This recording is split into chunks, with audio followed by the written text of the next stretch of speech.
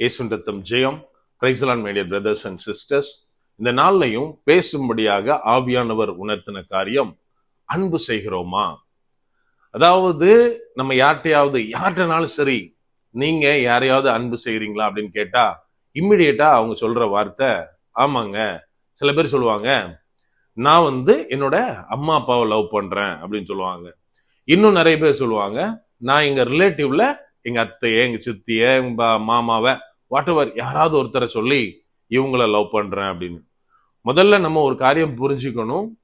அதாவது நம்ம இன்னைக்கு எப்படி பழகி இருக்கோம் அப்படின்னா, நிறைய பேர் நீங்க யாரையாவது அன்பு செய்றீங்களா அப்படின்னு கேட்டா ஓகே, அந்த வார்த்தை அந்த கொஸ்டின் அக்செப்ட் பண்ணிப்பாங்க.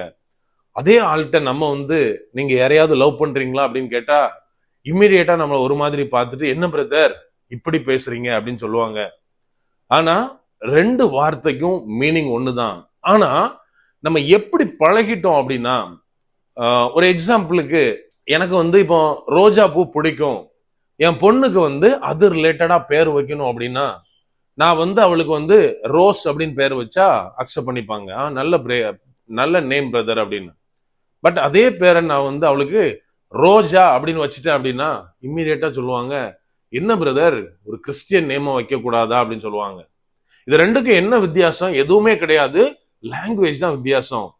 சோ இந்த இடத்துல அன்பு செய்றீங்கன்னாலும் சேம் தான், லவ் பண்றீங்களா அப்படின்னு கேட்டாலும் சேம் தான்.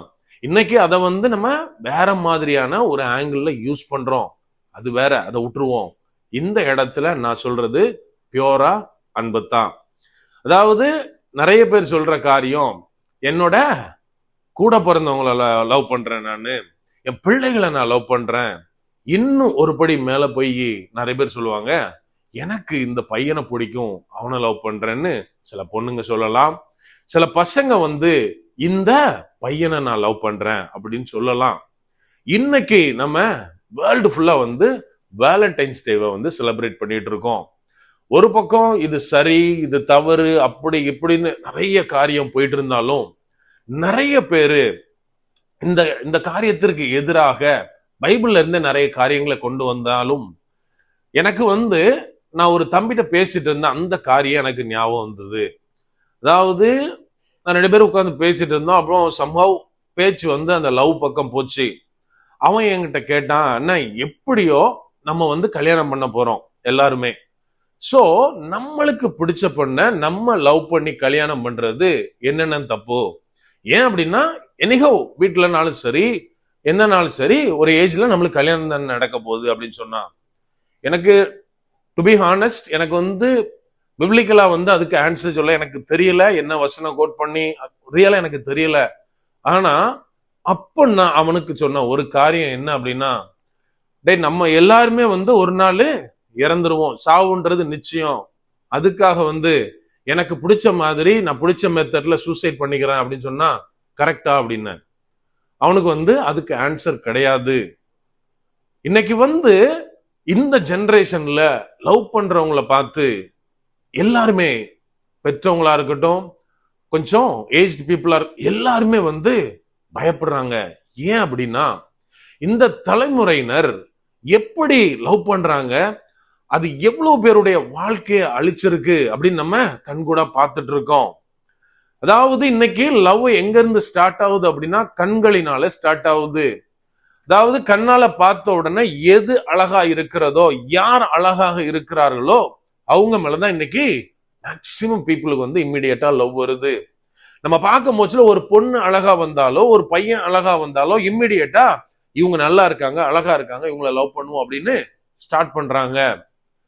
இது சரியா அப்படின்னு கேட்டா கண்டிப்பா இது அழிவுக்கு தான் நம்மளை கொண்டு செல்லும். இதை எங்க பார்க்கலாம் அப்படின்னா, வேதத்துல லோத்துடைய வாழ்க்கையில பார்க்கலாம். இந்த லோத்து யாரு? ஆபிரகாமுடைய சகோதரனுடைய பையன், அண்ணன் பையன். இவங்க 2 பேரும் தேவன் ஆபிரகாமை வெளியில வர சொன்னோன்னு தங்களுடைய தேசத்தை விட்டு, இனத்தை விட்டு, தகப்பன் வீட்டை விட்டு 2 பேரும் வெளியில வர்றாங்க. ஒரு இடத்துல, ஒரு கட்டத்துல 2 பேரும் தனித்தனியா போக முடிவெடுக்கிறாங்க. அப்போ ஆதியாகமத்தின் புஸ்தகம் 13வது அதிகாரம் 10வது வசனத்தை பார்த்தோம் அப்படின்னா, இங்க ஆபிரகாம் சொல்றாரு லோத்தை நோக்கி, எப்பா நீ ஏதாவது ஒரு இடத்தை செலக்ட் பண்ணி அந்த பக்கம் போ, நீ எங்க போறியோ நான் இன்னொரு பக்கம் வேற பக்கம் போறேன் அப்படின்னு ஆபிரகாம் சொல்றாரு. இம்மிடியட்டா லோத்து செஞ்ச காரியம், தன் கண்களை ஏறெடுத்து பார்க்கிறாரு. இங்க யோர்தானுக்கு அருகே சமமான பூமி, அது நல்ல சமமா இருக்கு, நீர்வளம் பொருந்தினதாய் செழிப்பானதாய் இவர் கண்ணுக்கு தெரியுது. அதுல அழகா அங்க டிஸ்கிரைப் பண்ணிருக்கும். என்ன அப்படின்னா அந்த வசனத்தை சொல்லியிருக்கு, அது கர்த்தருடைய தோட்டத்தை போல இருந்தது அப்படின்னு. சோ இம்மிடியட்டா லோத்து செஞ்ச காரியம், இது சூப்பரா இருக்கு, அழகா இருக்கு, இந்த இடத்துல நான் வாழ்ந்தால் அது எனக்கு செழிப்பை கொண்டு வரும் அப்படின்னு அந்த இடத்த செலக்ட் பண்றாரு. இந்த இடத்துல லோத்து நன்றாய் வாழ்ந்தாரா அப்படின்னா இல்ல. என்ன நடக்குதுன்னா அங்க பாவம் பெருகினது. அதிகாரம் 20 ஆதியாகமும் 20வது அதிகாரத்துல 17வது வசனத்துல இருந்து நம்ம என்ன பாக்குறோம்? எந்த இடத்தில் லோத்து அழகா இருக்குதுன்னு குடியிருந்தாரோ அந்த இடத்திலே பாவம் பெருகினபடினாலே கர்த்தர் 2 தூதரை அனுப்பி அதை அழிக்கிறாரு. சோதம் குமாரா பட்டணங்கள் அப்படின்னு நமக்கு தெரியும். அந்த இடத்துல எழுதப்பட்டுள்ளது, தூதர்கள் அந்த பட்டணங்களை அழிக்கும் போது அவங்க கர்த்தர் உன் மேல தயவா இருக்கிறாருப்பா, நீ என்ன பண்ணு, இங்க இருந்து அங்க தெரிகிற மலைக்கு ஓடி போய் பிழைத்துக்கொள் அப்படின்னு லோத்துக்கு சொல்றாங்க. இந்த லோத்து அப்பவும் திருந்தல, அப்பவும் மாறல, மறுபடியும் தன்னுடைய கண்களால பாக்குறாரு. பார்த்துட்டு அந்த வசனம் சொல்லுது, அவங்க சொன்ன மலைக்கு போகாம அவங்க கிட்ட எக்ஸ்கியூஸ் கேட்கிறாரு. இதோ நான் பார்க்கிற இந்த ஊர் சிறியதா இருக்கிறது, பக்கத்துல இருக்கிறது, சோ நான் அங்க போய் இருந்துக்கிறேன் அப்படின்னு. அவங்க அதுக்கும் சரின்னு சொல்றாங்க. அங்க போய் அவர் பிழைக்கிறாரு. மறுபடியும் லோத்து என்ன நினைக்கிறாரு, நான் பார்த்த பட்டணம் எனக்கு பக்கத்துல இருக்கு, நல்லா இருக்கு, இதுல நம்ம வாழ்ந்து செழித்திரலாம் நினைச்சிருப்பாரு. அங்கேயாவது நல்லா வாழ்ந்தாரா? அதே அதிகாரம் கடைசி 2 வசனங்களை எடுத்து பார்த்தோம் அப்படின்னா, லோத்தினுடைய வம்சத்துல வந்ததுதான் யாரு? மோவாபியரும் அம்மோன் புத்திரரும். அவங்க யாரு அப்படின்னா கர்த்தருடைய பார்வைக்கு பொல்லாதவர்கள், இஸ்ரவேல் ஜனங்களுக்கு எதிரானவர்கள். இவர் கண்களால இச்சித்து தான் தெரிந்து கொண்ட இடத்திற்கு போனதுனால வந்த பலன், அவருடைய சந்ததி எப்படி இருக்கு தெரியுமா? நம்ம அதுக்கு பிற்பாடு நம்ம வேதத்தை வாசிக்கும் போது தெரியும், அம்மோன் புத்திரரும் மோவாபியரும் கர்த்தருடைய சமூகத்திலே தலைமுறை தலைமுறையாக வரக்கூடாது அப்படின்னு கர்த்தரால் தடைபடப்பட்டார்கள். என கண்மானவர்களே, நாம் எப்போது பார்வைக்கு அழகா இருக்கிறது என்று நாம் இச்சித்து ஒரு காரியத்தை எடுக்கிறோம்னா அதுல தேவனுடைய ஆசீர்வாதத்தை பெற்றுக்கொள்ள முடியாது. அதனால்தான் இன்னைக்கு அநேகருடைய வாழ்க்கைகள் கேள்விக்குறியாகி அநேகருடைய வாழ்க்கைகள் சீரழிந்து விட்டது. நம்ம அதை கண்ணால பார்க்கிறோம். மாறாக நம்ம என்ன செய்யணும் அப்படின்னா, கர்த்தர் தனக்கு எதை கொடுத்தாரோ அதை எடுத்துக்கொண்ட ஆபிரகாம் எப்படி சந்ததி சந்ததியாய் வானத்து நட்சத்திரங்களை போலவும் பூமியின் மணலை போலவும் பெருகினானோ அதே போல ஆசீர்வதிக்கப்பட்டவர்களாய் இருப்போம். சோ நாம் என்ன செய்யணும்? கர்த்தர் காண்பிக்கிறதை தெரிந்து கொள்ள வேண்டும்.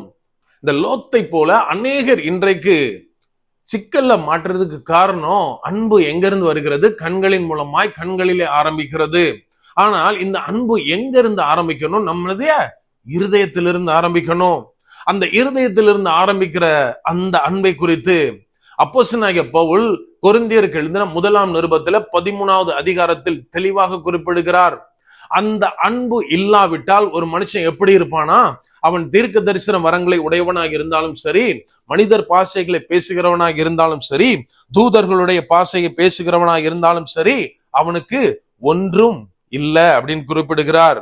என கண்மானவர்களே, அவர் அந்த அதிகாரம் முழுவதுமாக அன்பை குறித்து தான் சொல்லுகிறார். அன்பு எப்படி இருக்கணுமா? நீடிய சாந்தமும் தயவும் உள்ளது, அன்புக்கு பொறாமை இல்லை, தன்னை புகழாது, இருமாப்பு அறையாது, அயோக்கியமானதை செய்யாது, தற்பொழிவை நாடாது, சினமடையாது, தீங்கு நினையாது, அநியாயத்தில் சந்தோஷப்படாமல் சத்தியத்தில் சந்தோஷப்படும், அது சகலத்தையும் தாங்கும், சகலத்தையும் விசுவாசிக்கும், சகலத்தையும் நம்பும், சகலத்தையும் சகிக்கும். அன்பு எப்போதும் ஒளிந்து போகவே போகாது. நாம் இன்றைக்கு பெரிதாய் நினைக்கிற தீர்க்க தரிசனங்கள் ஒளிந்து போகலாம், ஆனால் அன்பு ஒளிந்து போகாது அப்படின்னு அந்த இடத்துல சொன்னவர் அந்த அதிகாரத்தினுடைய கடைசியில் அவர் மென்ஷன் பண்றாரு. அவர் சொல்றாரு, விசுவாசம், நம்பிக்கை, அன்பு, இது 3மே நிலைத்திருக்கும், ஆனால் இவ எல்லாவற்றிலும் அன்புதான் பெரியதுன்னு சொல்றாரு. என கண்மானவர்களே, அந்த அன்பு நம்மிடத்தில் இருக்கிறதா? அன்பு செய்கிறோமா? நம்ம கொஞ்சம் யோசிக்கணும். இயேசு கிறிஸ்துடைய வாழ்க்கையை எடுத்துக்கொண்டால் அன்பை பத்தி நம்ம தெளிவாக பார்க்கலாம். முதலாவது, இயேசு கிறிஸ்து இந்த உலகத்திற்கு வந்தது பிதா நம்மேல் வைத்த அன்பினாலே. நம்ம வாசிக்கிறோம், பிதா தனது ஒரே பேரான குமாரனை இந்த உலகத்தின் மேல் வைத்த அன்பினாலே பாடுகள் பட இந்த உலகத்திற்கு அனுப்பினார். அவர் மரித்து நமது பாவங்களை கழுவ அவரை இந்த உலகிற்கு அனுப்பினார். என கண்மானவர்களை, இயேசு கிறிஸ்து நம்மேல் வைத்த அன்பினாலே நாம் ரட்சிக்கப்பட வேண்டும். பாவத்தில் இருந்து பிதாவின் இடத்திலிருந்து கனெக்ட் ஆகணும், பிதாவோட கூட நாம் கனெக்ட் ஆகணுன்றதுக்காக கேடான சிலுவை மரணத்திற்கு பாடுகள் பட்டு இழிவாய் தன்னுடைய உயிரை மாய்க்க தன்னுடைய கல்வாரி சிலுவையில தன்னுடைய இரத்தத்தை சிந்த அவர் ஒப்பு கொடுத்தது இந்த அன்பினால் தான். இந்த அன்பு நமக்குள் இருக்கிறதா? நம்ம இன்னைக்கு இயேசு கிறிஸ்துவை பிடிக்கும், இயேசு கிறிஸ்துவனால் நான் கழுவப்பட்டு இருக்கிறேன், நான் கிறிஸ்தவன் அப்படின்னு சொன்னா இந்த அன்பு இல்லாமல் எதுவும் முடியாது. ஏன் அப்படின்னா, இயேசு கிறிஸ்து நமக்கு பழைய பிரமாணத்தை போல அநேக காரியங்களை கட்டளையா கொடுக்கல. எந்த ரூல்ஸும் கிடையாது, ரெகுலேஷனும் கிடையாது. அவர் குறிப்பிட்டது 2 காரியம். முதலாவது, எல்லாவற்றிற்கும் மேலாக தேவனை அன்பு செய்வது. 2வது காரியம், நம்மை எப்படி அன்பு செய்கிறோமோ அதே போல நம்முடைய அயலானையும் பிறரையும் அன்பு செய்வது. இதன்படி நாம் வாழ்கிறோமா? நம்மளுக்கே ஏதாவது கெடுதல் நினைப்போமா? நம்ம அழிஞ்சு போகும் நினைப்போமா? நம்முடைய காரியங்களை பார்த்து நாம பொறாமப்படுவோமா? இல்ல. அப்படியானால் நாம் நம்மை போல பிறரை நேசிக்கும் போது, அன்பு செய்யும் போது மற்றவர்களுக்கும் எந்த தீங்கும் செய்ய மாட்டோம். என கண்மானவர்களே, இன்னைக்கு நாம ஓடுற ஓட்டம் எல்லாமே எதுக்காக? நாம் படுகிற பிரயாசங்கள் எதற்காக? ஒரே ஒரு காரியம், தேவனுடைய நித்திய வாழ்வை நாம் சுதந்தரிப்பதற்காக. இதை அடையணும் அப்படின்னா ஒரே ஒரு காரியத்தை செஞ்சா போதும், அது அன்பு. முதலாவது தேவனை, 2வது மற்றவர்களை. அப்படியே கண்களை மூடுவோமா? அன்பான ஆண்டவரே, இந்த நேரத்திலே அப்பா உம்மை நோக்கி பார்க்கிறோம். ஆவியானவர், நீர் இந்த நாள்ல எங்களோடு இருக்கீங்கப்பா. எங்களோடு பேசின உமது மகா பெரிய கிருபைக்காய் நன்றி செலுத்துகிறோம் அப்பா. அப்பா, இந்த நாள்லையும் கூட எங்களுடைய வாலிப பிள்ளைகளை உமது கரத்திலே விசேஷித்த விதமாய் ஒப்பு கொடுக்கிறோம் தகப்பனே. அப்பா, எந்த விதத்திலும் தகப்பனே மாய்மாலமான அன்பிலே விழுந்து விடாதபடிக்கு ஆவியானவரே நீர் அவர்களை பாதுகாத்துக் கொள்ளுங்க அப்பா. உமது அன்பை ருசி பார்க்க ஆவியானவரே நீர் அவர்களுக்கு கற்றுக் கொடுங்கப்பா. அப்பா, எந்த விதத்திலும் லோத்துவை போல தங்கள் கண்களால் இச்சிக்கப்பட்டு அவர்கள் விழுந்து விடாதபடிக்கு, உமது அன்பிலிருந்து விலகி போகாதபடிக்கு ஆவியானவரே நீர் வேலி அடைத்து பாதுகாத்துக் கொள்ளுங்க. முற்றிலுமா எங்களை தாழ்த்தி ஒப்பு கொடுக்கிறோம். பலப்படுத்தி ஆசீர்வதிங்க. மீட்பர் இயேசுவின் மூலம் ஜெபிக்கிறோம். ஜெபம் கேளும் எங்கள் நல்ல பிதாவே. ஆமென். God bless.